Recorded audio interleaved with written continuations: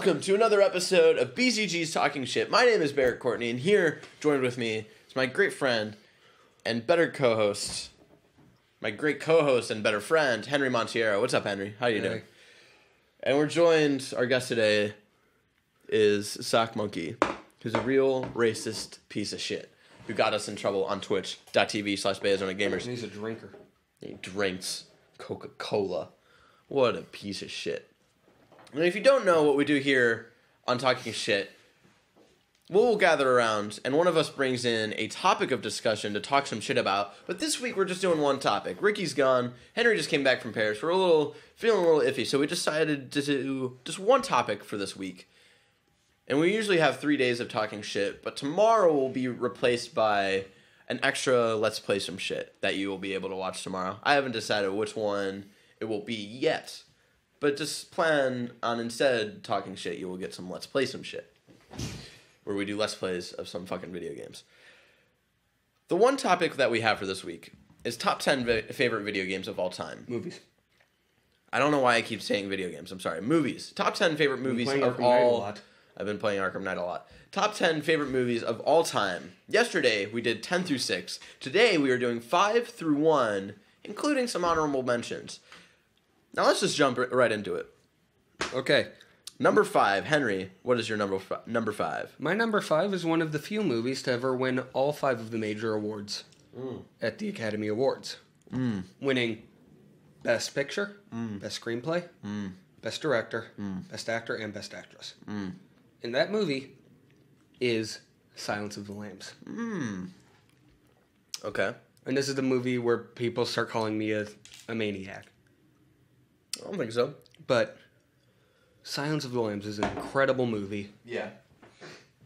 Again, it's not my bread and butter, but I can definitely appreciate why people enjoy it. And it's like... every scene in that movie has been parodied to death. Oh, yeah. Like, it's one of those movies that you can kind of, like, you can know the whole plot of it just by, like, piercing together scenes from other movies. Oh, yeah. Kind of like how... Before that, like, if you watched it for the first time, and if you don't know this parody, is like, it is actually a really cool experience to have of watching it for the first time. Because it's so disturbing. Yeah. And Anthony Hopkins, man. is one of the best actors still alive. Yep. What else has he done? He was in Red. Red 2. Oh, yeah. Those movies are masterpieces. I don't know, I always forget what Anthony Hopkins is in. Mostly because he was so good as Hannibal Lecter. Yeah. To the extent that no one else can play it. Yep. That's why Hannibal sucks. I've heard Hannibal is good. But you have Hannibal that's not Anthony Hopkins, who's so good at... he kind of owns that role. Yeah, he doesn't know why. It's kind of like how... well, I can't think of any example because he owns that role so much. But...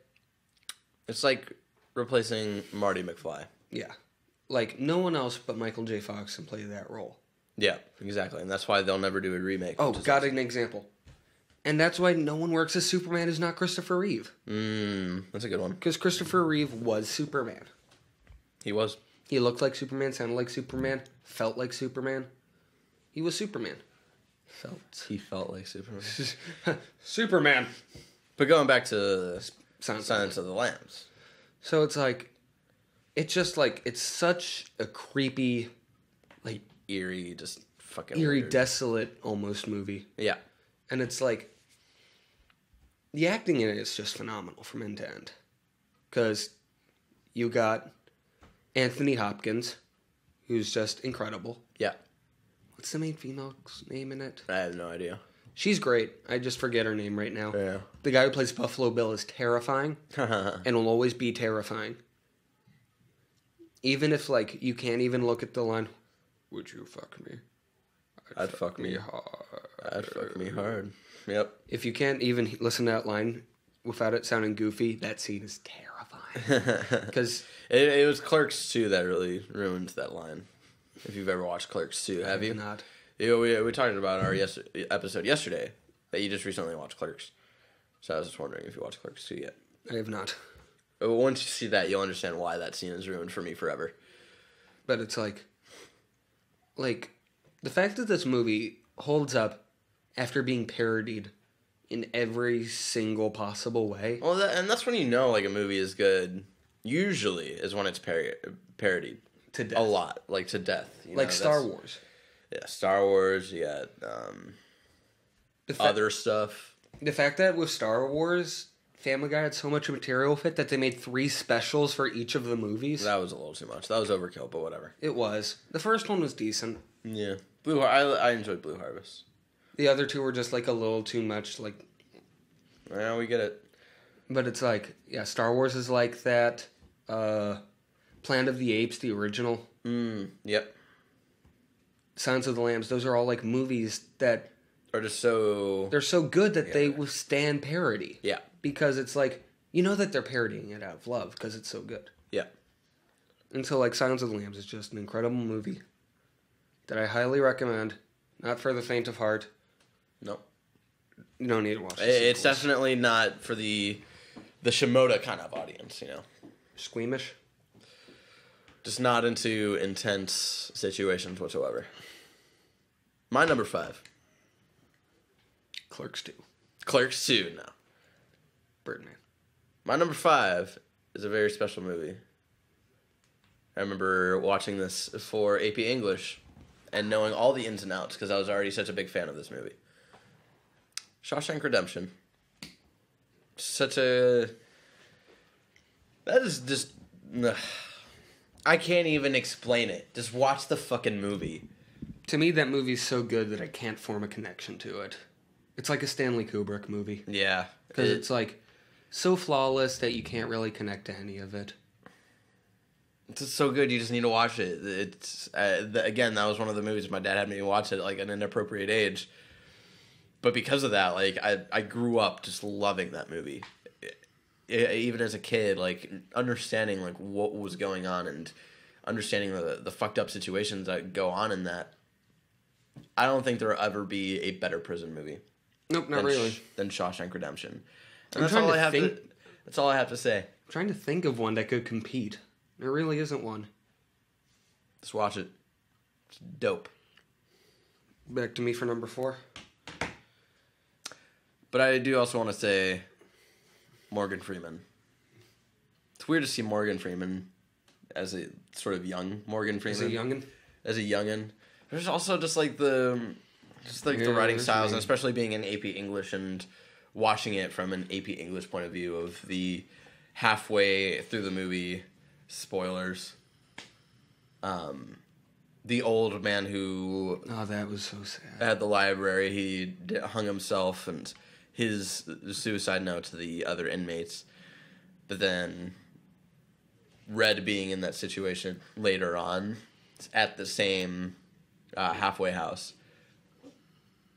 Such a good movie. This is so dope. Get it halfway. Everyone half-ass. Everyone in my class cried at that moment. Oh, yeah. I was very surprised, actually, when we watched that movie for that class, that a lot of people in that class had not seen it yet.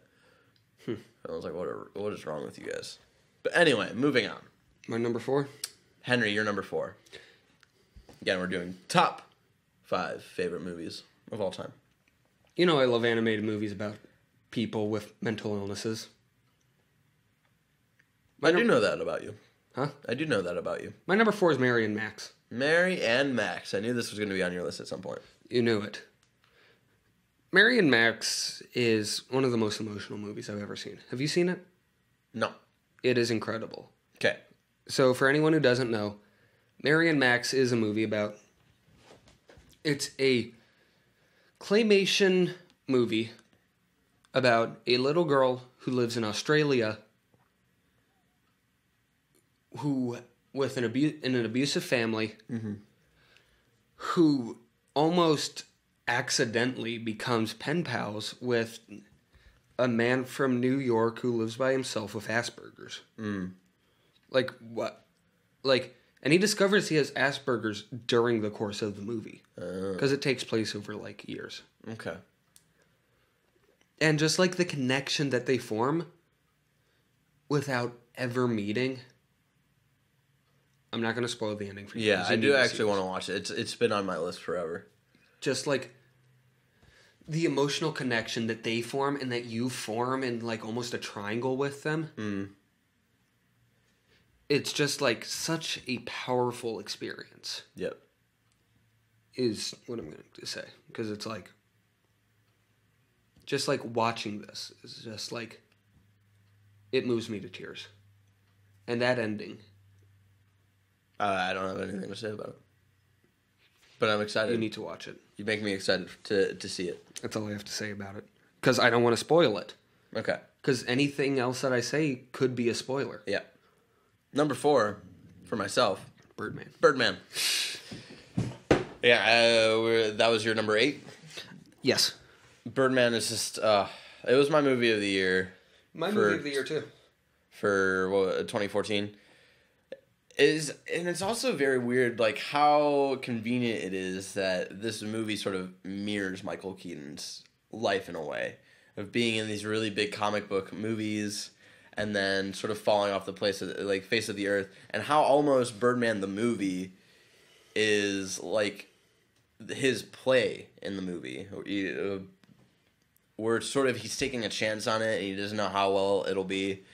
And feels like a disaster when they're working on it and all this stuff. But then when it first gets released, like that for the first night when they open, they get a standing ovation. And that's sort of what this movie is, in a way.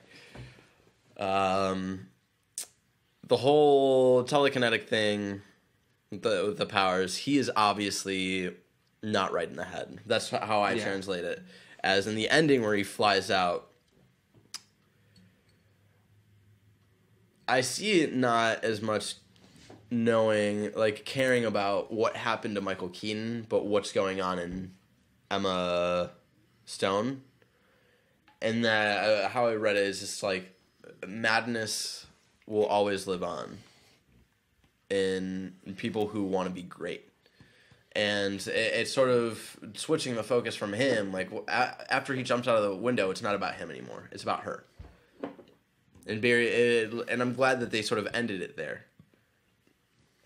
Because it showed, because throughout the whole movie, like, she's a drug addict and all this stuff, and she's trying to be a little better. But now she's seen this inspiration when she looks out of that window. And now it's about her trying to do great. But also that madness carrying on with her. That's how I see it. I do love what the original ending was supposed to be, though. Was that the play was a hit still. But Michael Keaton's character is on the set of some night show. Like the last, I don't know. One of the night talk shows, you know. And then it goes backstage. And then it's Johnny Depp in like the same position in Pirates of the Caribbean is in the background, like the poster. And then just like you hear in his head, what the fuck are we doing here, man? And then that's how it ends. Like, it's just always, like, repeating itself, sort of going on and spiraling down.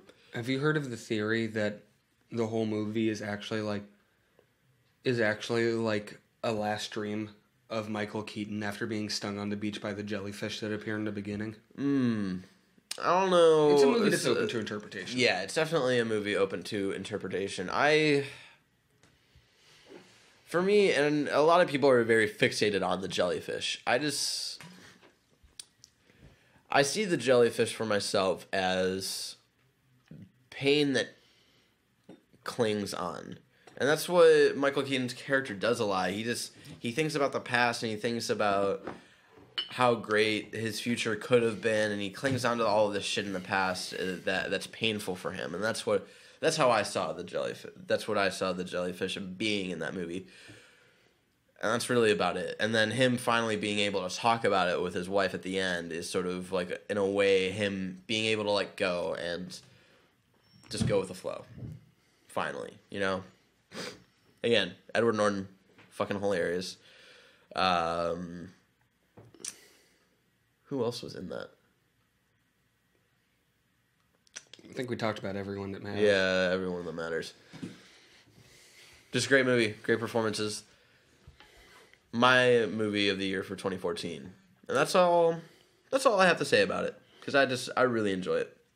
Again, shout out to Asher Grow, who whose argument against Birdman makes absolute no sense at all whatsoever. Henry, you're number 3. What would you say is the best kids film of all time? Best kids film of all time? Best family film. Best family film? Lion King. You like robots? Like Robots the movie? No, I'm talking about the Iron Giant. Oh, the Iron Giant. There we go. I was like, Robots the movie with Ewan McGregor? Get the fuck out of here. Yeah, with Robin Williams as the red one. That movie was awful. The Iron Giant. All right. Iron Giant. What is it with Vin Diesel playing characters that don't say much? But are always likable. Yeah. Vin Diesel's just likable. You're a likable guy, Vin Diesel. You're BZG approved. You made good Chronicles of Riddick games. Better than the actual movie. Yeah, I can see that. Iron Giant. I have not watched that movie in a very long time. I adore that movie with every fiber of my being. Like, I have, like, a full scale, like, I have an Iron Giant toy at my house. It's incredibly rare. My dad picked it up at Toys R Us when the movie was new before it flopped hard. Yep. Yeah, I don't know why that movie didn't do that well. I think it was because of the advertisement. But it's like, I have that whole movie imprinted on my head, in my head permanently. Yep. And that like, I don't know what I have to say. And like, everyone who's seen that movie loves it. I've never seen anyone say anything bad about it. Yeah. I've never seen like such a unanimously loved movie. It's kind of like, I'm trying to think of like if there's a SpongeBob sponge out of water. Shut up. Like, I'm trying to think of something that compares to how universally loved this movie is. Like, as like a kid's film? Or like in anything, because it's like, not even the Beatles are that universally loved because people have formed like an anti-Beatles statement. Well, that's Rasan. And that's like Rasan and a couple of his friends, and that's about it. Well, yeah, but it's like... But there are probably people who don't like the Iron Giant. It's just hard to find them. Iron Giant's so perfect. I have no words for it. I love the movie. Very great story. Superman. It's so sad. It's a sad movie. Your number 3. My number 3. I'm surprised this wasn't my number 1. You would probably be surprised this isn't my number 1. I love Batman. And The Dark Knight is my number 3 movie of all time. Oh, I already know what your number 1 is. Very not surprising. Dark Knight, so awesome. Heath Ledger was the reason I actually wanted to get into acting, and he still is one of my idols when it comes to acting and being able to do that kind of character work. I'm not so much into how much into the characters he gets into, you know? I forgot what kind of acting technique that is. I always forget the name. Method acting? Method acting, there you go. I'm not crazy into that, but I do love being able to take on different types of characters. I've never really gotten that opportunity yet. I'm always sort of the villain and stuff. But you can't help but appreciate, even if you are people like Sean Pitts who say that Dark Knight is the worst Batman movie, which is understandable, you know, because Batman's brilliant. Batman is, well, that's Dark Knight Rises. In Dark Knight Rises, Batman is in 12 minutes of that movie. Well, Dark Knight Rises is trash. The Dark Knight, but just everything that was about Batman just wasn't that great in that movie, and I do understand that, but Heath Ledger's performance alone and that story, and Christopher Nolan's just a great director. I think he might be the greatest director of our time. I feel like Dark Knight's the last movie he made where he still had part of a human soul in him somewhere. Yes, and then Dark Knight, movie, they just feel really detached. Especially Interstellar. Yeah. That's the thing about that. And that was just like, Interstellar didn't even need to be that kind of movie. And they sort of, advertise it like it was that kind of movie. Where it was supposed to be like an emotional movie, but then it was all just science and stuff. Which is fine. Physics. Which is fine, but then it was the whole misleading of it was going to be a very heart-wrenching film, which I don't believe it was. I just didn't like it. But... And also, like, the killing of the love interest, which never happened. Never happened at that time in comic book movies, you know? That was... And that's sort of the thing when it comes to comic book movies now is Dark Knight sort of spurred a bunch of, like, Marvel doing all of their movies and DC, like, starting to do their movies. And there's definitely going to be a point in the next couple of years where we're going to be tired of comic book movies. Are you saying we aren't already? I am a little bit, especially because of Age of Ultron. But they think that people are going to be always going to be interested in these movies because of the characters. That's not true. I don't think anybody gives a shit about Suicide Squad, which has the Joker. And people have seen that Joker in pictures, and they're like, that looks awful. He does. I think that movie is going to... Damaged, yeah, that's terrible. We will never stop making fun of that. For good reason. For good reason. People were interested in The Dark Knight. Batman Begins did not do well. Financially. It was critically acclaimed, but financially it was like not that many people. And I remember when Dark Knight came out and people were like, okay, so they're doing a new Batman series. It's like, no, this is the second one. And people were like, what? There's a first one? And it was because the performances and the stories were so great. And I feel like the people who are in control of these comic book movies don't realize that their movies are going to start failing because they're not treating it with the quality like Christopher Nolan treated Batman. Which is funny because you kind of get the feeling that he didn't even really want Batman to make. No, I Batman think he did. I think he didn't want to make a third one, but I think he felt sort of obligated to have closure on the Batman story, which is fine. Do what you need to do, but again, Dark Knight, so dope. I'm surprised it's not my number one. They still need to find what made that work. And then, you know, people give Christian Bale shit for not being the best Batman, but you know what? He's not the worst Batman. Because he's not George Clooney. He's not George Clooney. He's not Val Kilmer. But he'll never be Adam West.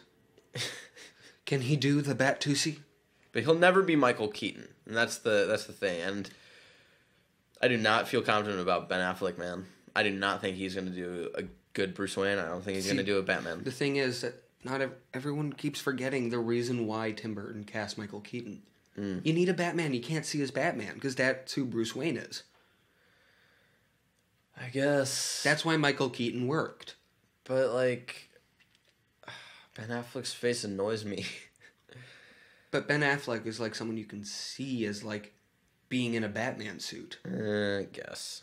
I guess. We'll see. I'm still not confident. But I think Christian Bale's voice is also ridiculous in those movies, but There are the others. Where are they? Where are they? So that's pretty ridiculous. But like the stuff with Alfred and Alfred talking about like some men just want to watch the world burn.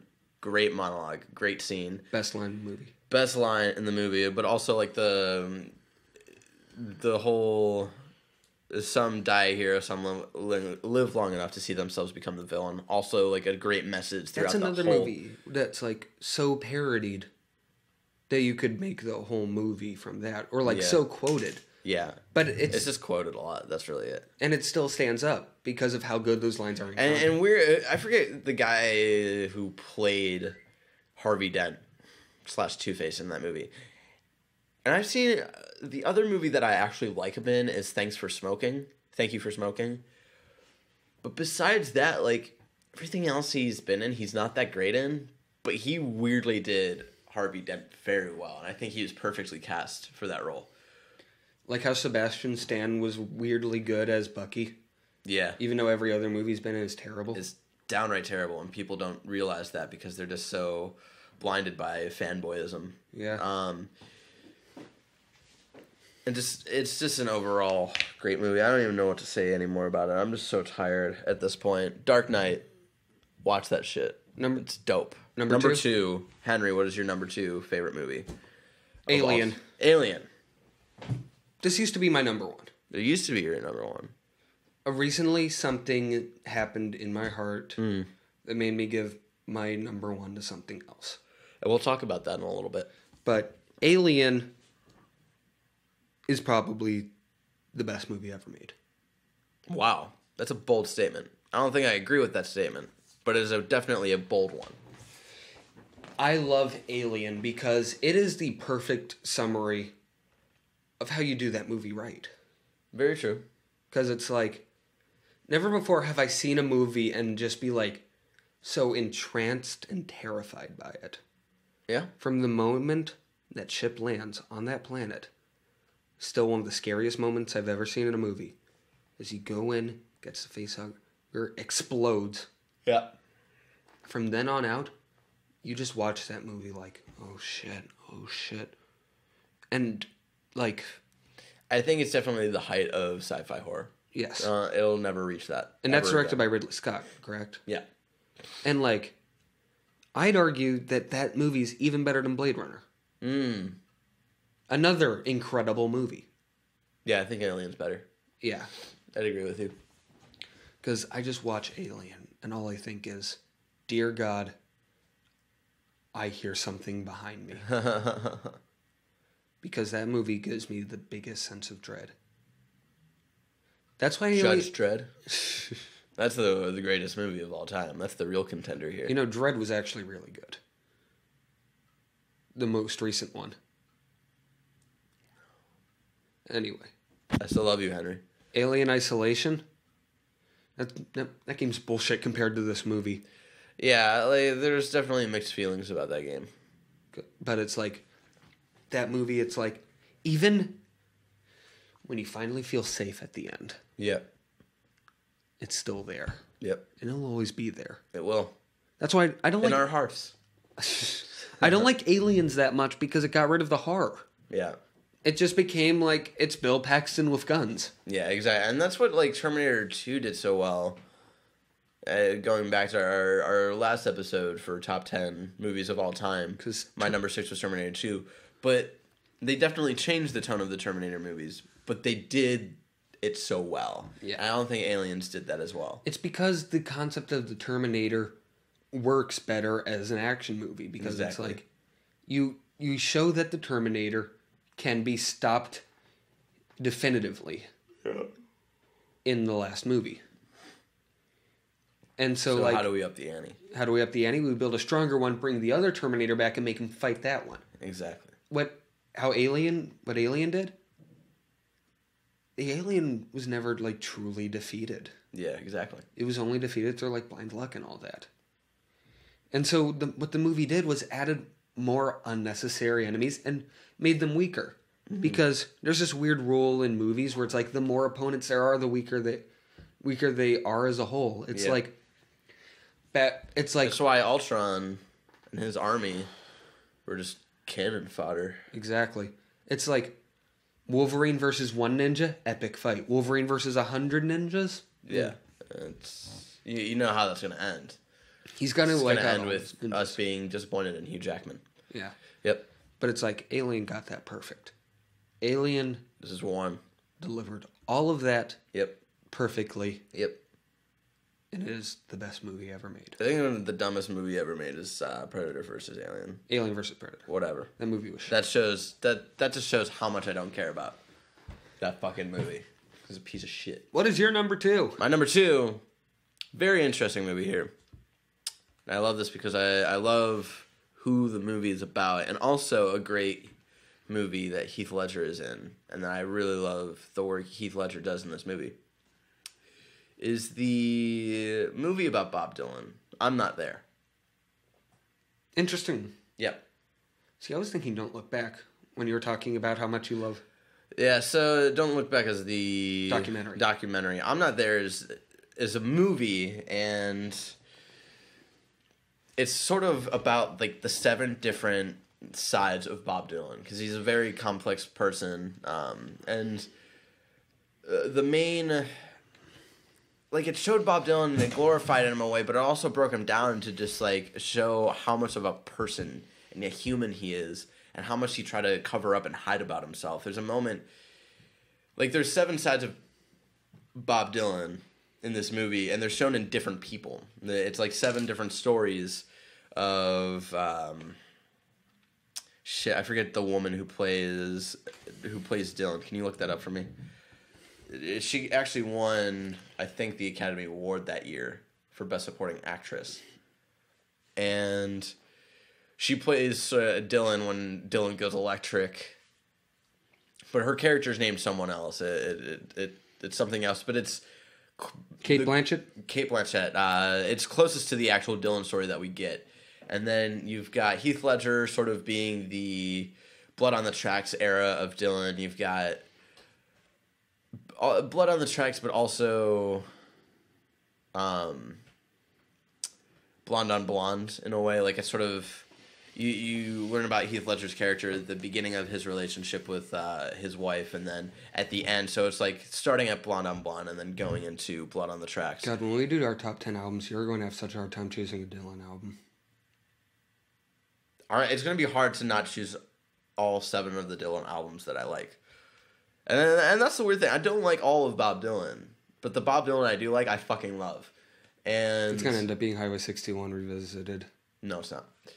That's such a good album. It is, but it's not my favorite. And there's just... And then you got, like, I forget who the old version of Dylan is. But his... I forget the actor who plays him, but it's Billy the Kid, but as an old guy. And sort of his... Ben Whishaw. And then his story, and then you got the little black African kid, African-American, who's, like, on the run from his past and all this stuff, and he's hopping on trains, and he's playing folk songs by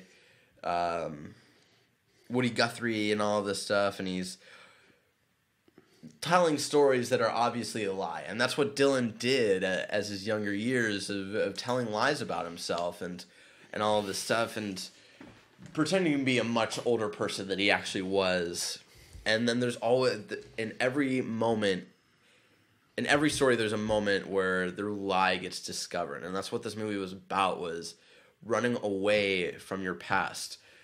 From the African-American child, we got... Like, he was running away from home, and he actually didn't do all of this stuff with all of these folk people. And then when he goes electric with Kate Blanchett, it's about the real name. Like, in the movie, her name is, like, Jude Quinn or something, but then... And then her real name is something else. But in real life, Bob Dylan, his real name is Robert Zimmerman. And, like, that was, like, a big thing that got revealed. And there was a reporter who was basically berating Dylan and sort of uncovered his secret and all of this stuff. And I love Bob Dylan. He is definitely one of my favorite musicians of all time. And I love that movie because they capture that message so well. And I don't think it was very obvious to a lot of people what they're trying to get at in this movie. I don't know, man. It's just... Especially... And then you got Christian Bale. Christian Bale's in that movie as well. He plays sort of the... Christian Bale and Heath Ledger in a movie again on your list. Exactly. That's so weird. And Christian Bale plays Dylan in his Times They Are A-Changin' sort of era. And he does really well as that character. And sort of like how he's been chosen as sort of the spokesperson for the generation, but he didn't want to be a spokesperson for the generation. And he's just he goes into hiding. So Christian Bale sort of, at one point when they find him again, he's all religious. So it's sort of the... Slow Train Coming?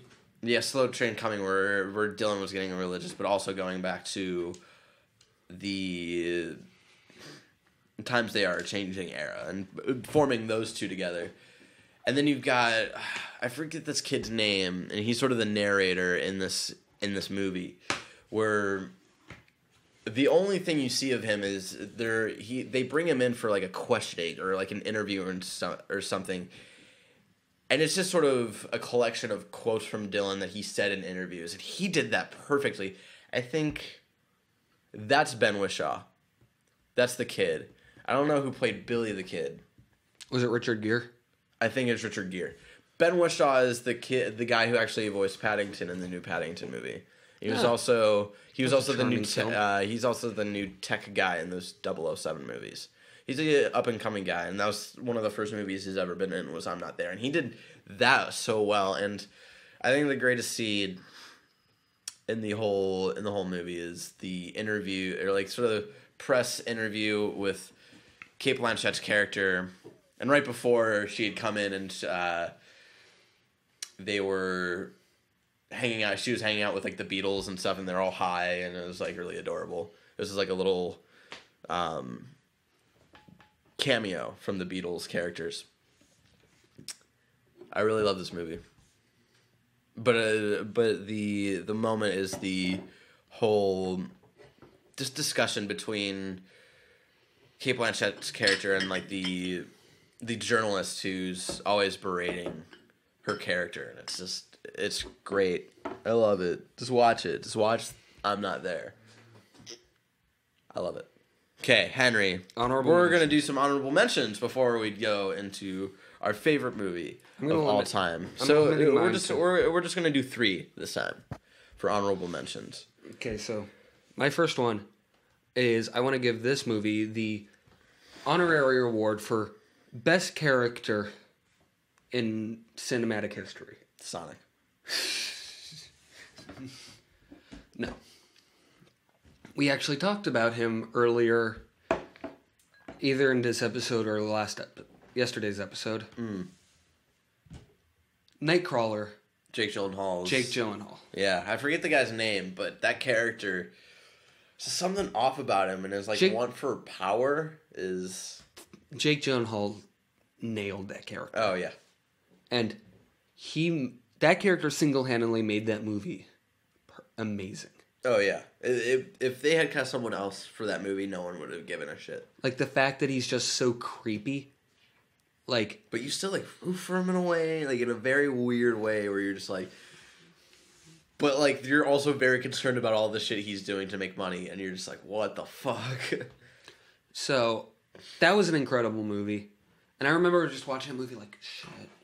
I know, right? Don't do that. Yeah, when he's breaking into the house and all that. And then Ricky did a quick review of Nightcrawler last week where he was just he was very uncomfortable watching the whole movie, but in a good way. Yeah. And I think that's the perfect way to describe Nightcrawler, definitely. So, yeah, honorary award, Jake Gyllenhaal for perfecting that character. Okay. Second is the movie I would have put on my list if it wasn't for the fact that it was a documentary. And that goes to... Not that. I'm lending him my copy of Gigantic, the They Might Be Giants documentary. But this is a film that's very special to my heart. The Devil and Daniel Johnston. I don't know what this is. Do you know who Daniel Johnston is? No. So Daniel Johnston is this legendary, outsider musician who got his start just he suffers from schizophrenia and bipolar disorder. Yeah. He would play these small little songs on a little he'd play it on a pump organ. Okay. And then it just tells the story of what happened to him as he starts handing out his demos to people. People love it. He gets kind of big. Almost ends up to a record. And then his whole entire life goes downhill after the Butthole Surfers gave him LSD. And you don't give LSD to a schizophrenic man. Yeah. Because now he was talking about how, I can see Casper all the time. It's a horrifying movie, but it's so sweet because I love Daniel Johnston. Okay. And my third one goes for a movie that I will say is perfect, but is not on my list. Okay. Raiders of the Lost Ark. All right. Is there a flaw in that movie? No. There really isn't. Isn't. It's the whole movie is just. What's the? What's the flaw, 7? You can see the snakes reflected in the glass between him and the snake that's in his face. Oh, okay. 7 got it. Try this technical. Okay. But it's like that whole movie is Officially the worst movie ever now. Damn it. But like that whole movie is just like perfectly laid out from beginning to end. Steven Spielberg knew exactly how to make a perfect adventure movie. And then he knew how to tear it to pieces by making a 4th one. Yes. Last Crusade is also great. It's alright. Yeah. But it's like the first one is really where he nailed it and just Right. like, okay, here's how the movie works. This happens, this happens, this happens, this happens, this happens. Okay, that's our movie. Let's do it. Let's do this. Harrison Ford, we want you to be badass in this. Fun. Harrison Ford, I'm just starting to realize he just never wants to be in a movie. It's like, that's probably not, the best mind of thinking when you're an actor. I feel like I wanted to be in Blade Runner, because who wouldn't? Blade Runner's so good. Yep. What are your 3 honorable mentions? My 3 honorable mentions. Let's look through. I've got a lot. Let's see here. Oh, my first one is the kids' version of Shawshank Redemption. Holes. Ah. Yeah. Because that basically is the kid version of Shawshank Redemption. You and love it's that still, movie. it's still just...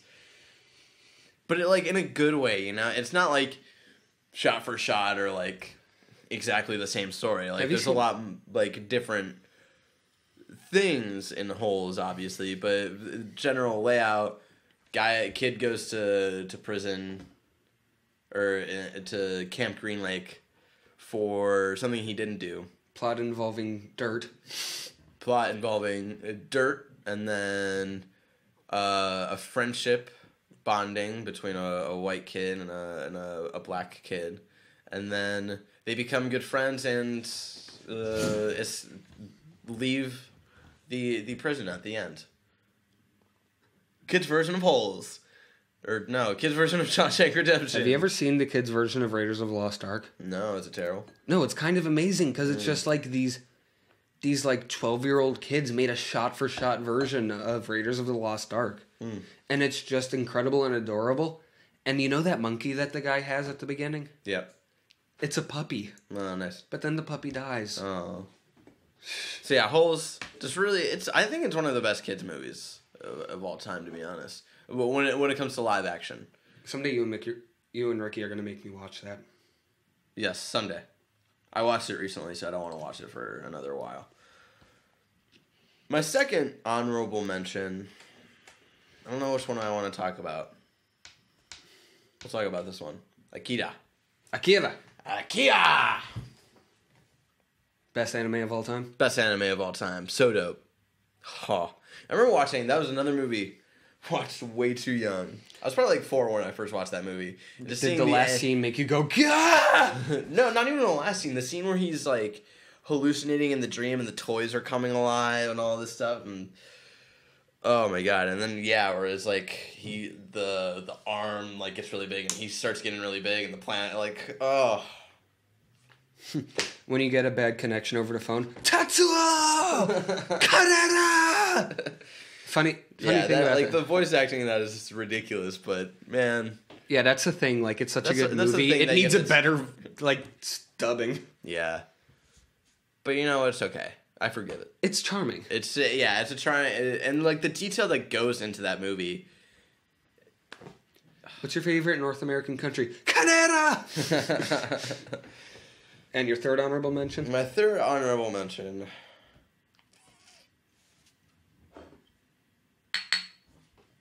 Fear and Loathing in Las Vegas.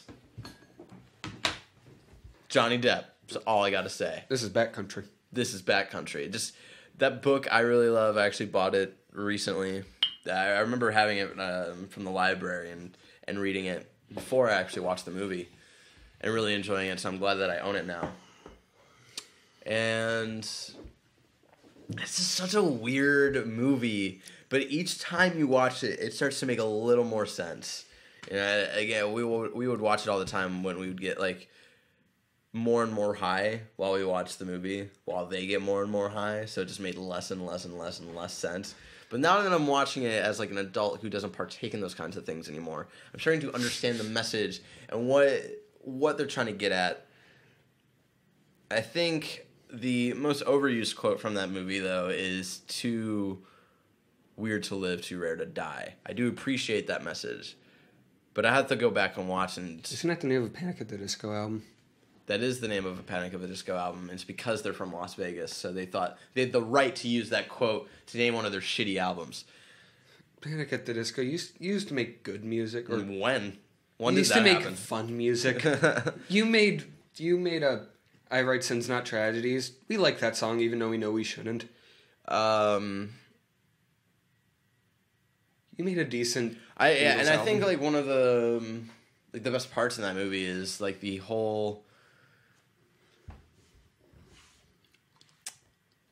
when they're on like the I think like the acid from Japan or whatever, and then him trying to calm the lawyer down when he's in the bathtub and having the knife, but he wants to put like the toaster in the bathtub at like the climax of a certain song, and so like he unplugs it to do, and it doesn't shock him at all, and he gets like really pissed. Those moments were like so intense and so scary, but they're just so like interesting, and you just great book, great movie. I even think the movie is possibly even better than the book. One of the rare occasions. That was back when Johnny Depp made good movies and not just kind of And misusing not his Pirates talent. 4. Or The Lone Ranger. Yep. So that's what I wanted to say for my honorable mentions. Henry, what is your number one favorite movie So, of all time? this was a really difficult decision. Yes. For the longest time, I was like, I know what it's going to be. I know it's going to be Alien. Yeah. But thinking about it, I cannot think of a movie that has impacted my life, even in the short time since I've seen it, more positively. Mm-hmm. The movie has made me feel better. Okay. I thought you just meant in general. The movie has made me feel. This movie, actually, it really changed, how I think of the world. Mm-hmm. And whenever I think about this movie, it makes me so happy. I'm so glad that I watched it. Yep. You're going to hate me, because this movie's really recent. The Amazing Spider-Man 2. No, you're going to hate me, because this movie's really recent. And people are always like, recent movies can't be the best. Yeah. No, But that's fine. this movie is genuinely it did something to me. Mm. And I'm happy that did it. My number one favorite movie of all time is Inside Out. Wow. Wow. I'm very surprised. That is a very recent movie. I thought you were going to talk about within the last couple of years. That movie came out a month ago. Yeah, but it's And that's good. And especially with I remember something Ricky said they should show this movie in school. Basically, just to help teach kids learn about their emotions and all that good stuff. But this movie is actually really important to me because I've dealt with depression since middle school. Yep. And it has gotten bad occasionally. Yep. To dangerous levels. And this movie is the first movie to really tell me that I am not alone in that. That this happens to everyone. Yep. It's not something bad. And This is something that happens. And emotions are important. And how they combine. And how you need sadness as much as you need joy. You need anger and fear and disgust. And any other emotions that they cut out on the production of that movie. Yeah. To that movie made me feel not alone. And for that, I feel like I have to give it my number one. Because this movie genuinely makes me feel happier to be alive. Hug it out, Henry. Let's get up. Let's hug it out.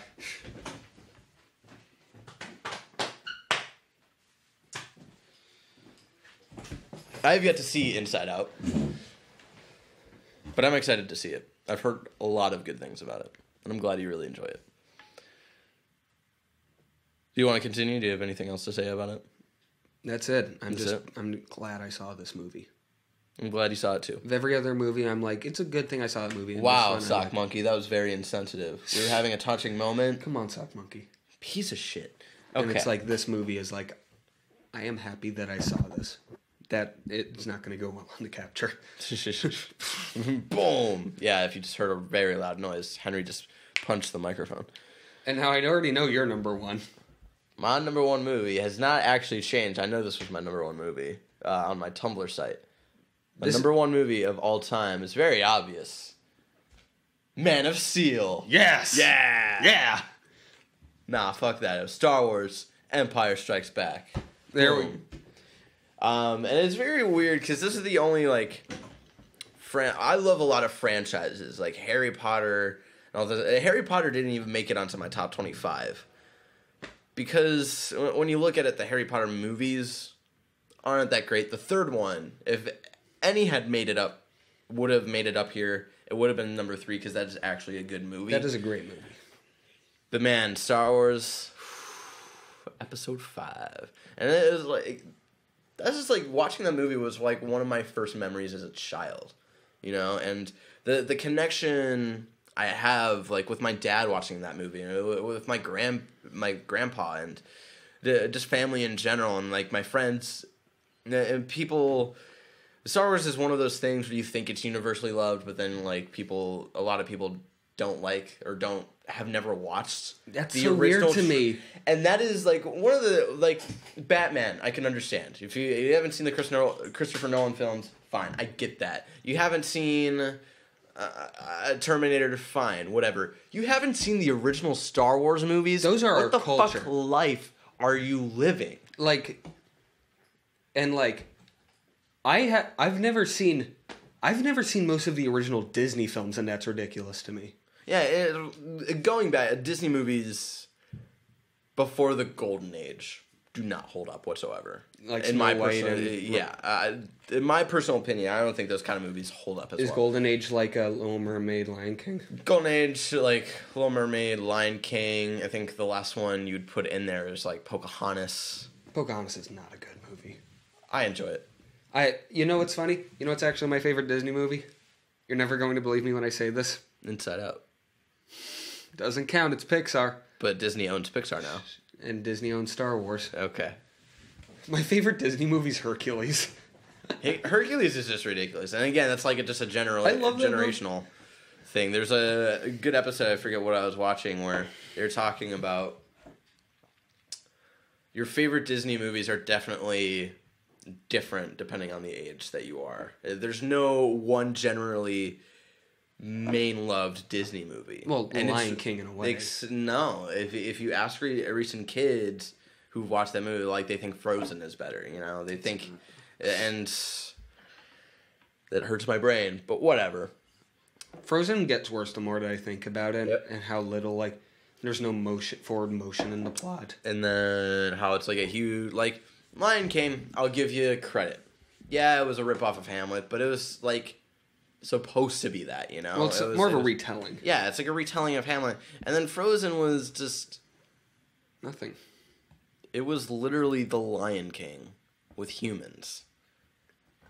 And And that was, and it got by, were we talking about Star Wars? yeah, we were talking about Star Wars. We'll go back to Star Wars, but Frozen was able to, I don't hate Frozen. I think it's cute. I think it's all right. But it reaches this high critical acclaim because of the fucking Let It Go song. It is a decent song. It's a decent song. but I mean, we all know what. But it's just weird because people were like, wow, this is like a subject we've really needed and stuff. And it's This like, is you know, feminism. this is like such a progressive song. And it's like, you know, there have been millions of songs like this before. Every right? Disney movie has an I Want song. Like, I want more, I want to be free. Henry's a really good singer. You should Thank check out his solo album. That he has no released. vocals on it. That has no vocals on it whatsoever. and it's- But going back to Star Wars, I don't want to focus on Frozen anymore. We can go back to that at some point. We'll talk about Frozen at one point or another. It's just, I wish I could relive watching that movie for the first time again. Because I know the fact that Vader was Luke's father has always just been a fact to me. I've never experienced, not in my memory, not that it is, I've watched Star Wars. I probably popped out of my mom, and that was the first thing my dad had me watch was Star Wars movies. Oh, that was the first thing my dad made me watch. He was like, because I was born... And he had me watch it at such a young age, I don't remember watching them for the first time. Neither do my I. first memories of watching those movies, I had already known these things were going to happen. And so I would give anything. Not anything, but I would give...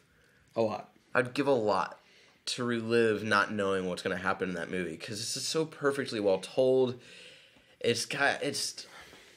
that's why I think Christopher Nolan's Batman trilogy is a lot like Star Wars. You know, the first one was good. It did what it needed to do, and it set up more of what could be. You know, the second movie, The Dark Knight and The Empire Strikes Back.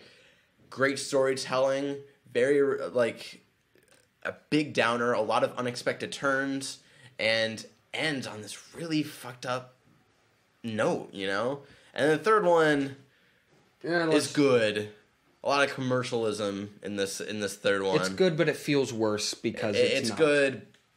It would have been better if we had never seen the one before it. That's basically what I'm trying to say here. And Empire Strikes Back is just... They're not the best actors, but that story is just so good. Like, I mean, James Earl Jones pretty great. Well, James Earl Jones... But Mark Hamill at that time was not the greatest. Harrison Ford, obviously, by that time was like, I don't want to be in these fucking movies anymore. Carrie Fisher was like, Carrie Fisher was still attractive at that point. The Hoth, like, opening was really cool, and... You have that whole movie memorized. I don't think I have that whole movie memorized. I think I actually have all the Harry Potter movies memorized, but I don't have Empire Strikes Back. I know, like, basic points, like Vader sends the drones to all the different planets. They find it on Hoth, attack Hoth. Luke goes to training because Ghost Obi-Wan told him to. Finds Yoda. Finds yogurt. Yogurt? Yeah. I have the swords. Shit better you will. And like it goes. I should watch Spaceballs again. Yeah, we were just watching it a couple weeks ago. It was such We a haven't funny... found shit. We ain't found shit. And it's just and the whole like the city in the clouds and the I can't. That's how tired I am right now. Bespin? I'm sorry. Yeah, Bespin, but who's Han Solo's friend? Lando. Lando Calrissian, like the whole like deal, and The even though coolest Boba Fett doesn't do anything in either this movie or the next movie, and actually dies sort of like a little bitch in the next movie. He has 8 lines, He and then looks so cool, so cool. we all want Mandalorian armor. We do all want Mandalorian armor, and put it to a better use than other just walking around and flying in a dumb looking ship. The fact that Django did more than him Pisses me off.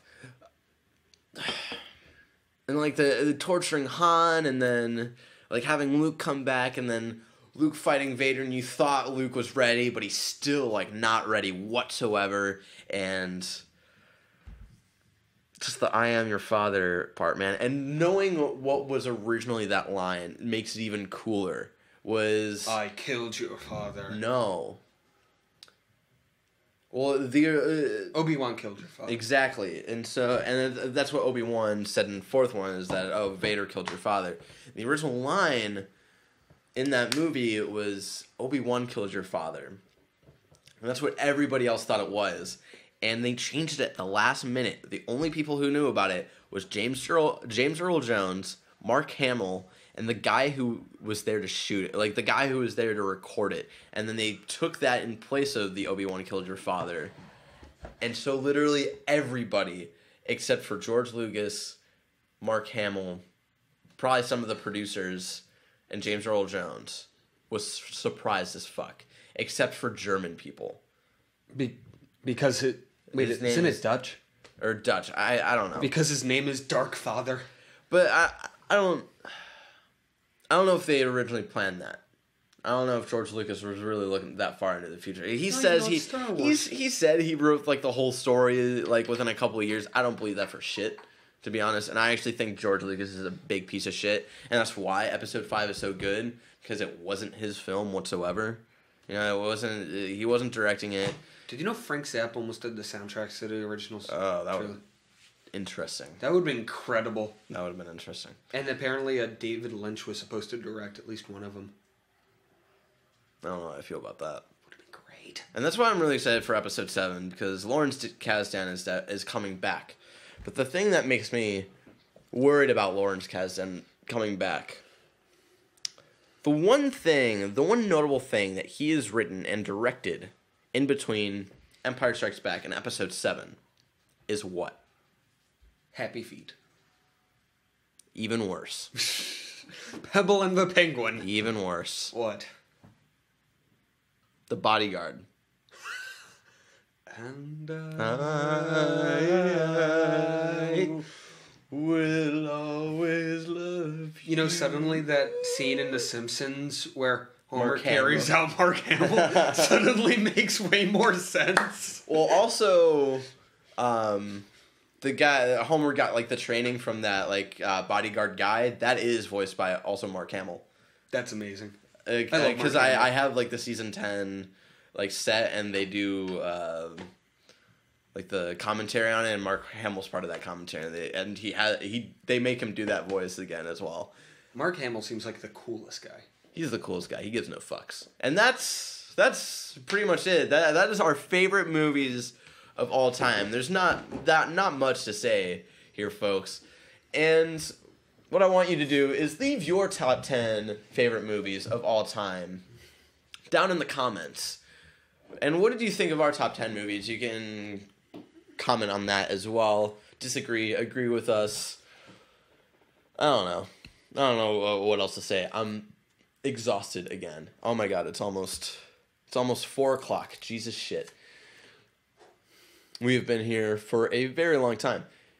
And thank you so much for watching this episode of BTG's Talking Shit. Again, my name is Barrett Courtney, and I'm joined with today my great co-host and even better friend, Henry Montiero. And if you have a topic for talking shit you want us to talk some shit about, you can tweet at us at baiazonagamers. You can tweet at me at banandlachong. You can tweet Henry at Henrysaurus. And if you have any technical questions, you can tweet our tech guy set at 7Morris, but the O is a 0.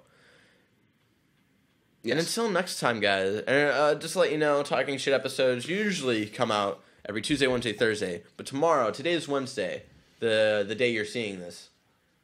Tomorrow we will be up not with an episode of Talking Shit, but with another Let's Play. We're doing 2 Let's Plays this week. So be excited for that. I don't know right now while we're recording this what the Let's Play will be. But hopefully by the time this comes up, we know what it's going to be. And until next time, guys, have a great day full of shit talking. Thank you.